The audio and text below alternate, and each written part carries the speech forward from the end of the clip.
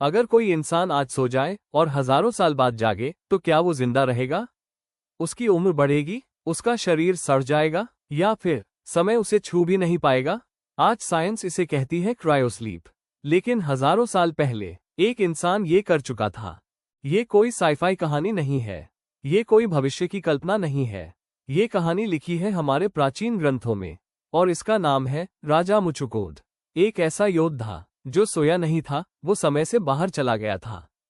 जब देवताओं और असुरों के बीच महायुद्ध छिड़ा तो देवता परेशान थे। देवता अमर थे, लेकिन युद्ध के लिए उन्हें चाहिए था एक ऐसा योद्धा जो थकता न हो, जो लगातार लड़ सके। तब देवताओं ने मदद मांगी एक नश्वर इंसान से, मुचुकुंद। वो दिन नहीं, महीने नहीं, युगों तक युद्ध करता रहा। देवताओं के लिए समय कुछ नहीं था, लेकिन मुचुकुंद का शरीर धीरे धीरे टूट रहा था। जब युद्ध समाप्त हुआ, देवताओं ने कहा, मांगो क्या चाहिए।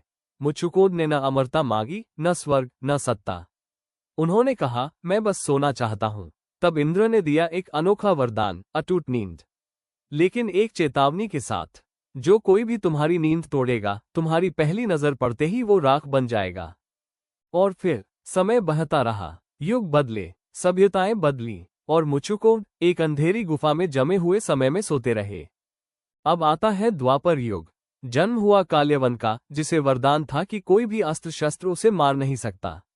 वो अजेय था। जब उसने मथुरा को घेरा, श्री कृष्ण समझ गए, ये युद्ध ताकत से नहीं, बुद्धि से जीता जाएगा।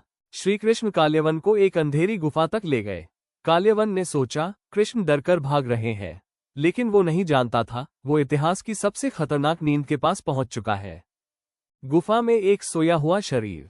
गुस्से में काल्यवन ने उसे लात मारी, और उसी पल मुचुकुंद की आंखें खुली।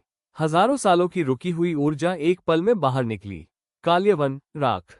अब सवाल, ये सिर्फ वरदान था, या इसके पीछे साइंस? आज नासा और स्पेस एक्स सस्पेंडेड एनिमेशन पर काम कर रहे हैं।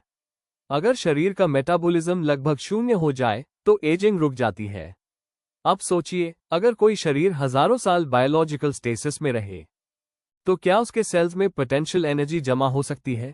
और जागते ही क्या वो एनर्जी एक थर्मल शॉकवेव बन सकती है? क्या मुचुकुंद की गुफा एक प्राचीन क्रायो चेंबर थी? मुचुकुंद जिंदा थे, लेकिन अपने समय में नहीं। कुछ कहानियां मिथक नहीं होती, वो बस समय से आगे होती है। सवाल ये है, क्या हमारे पूर्वजों के पास वो ज्ञान था जिसे हम आज दोबारा खोज रहे हैं?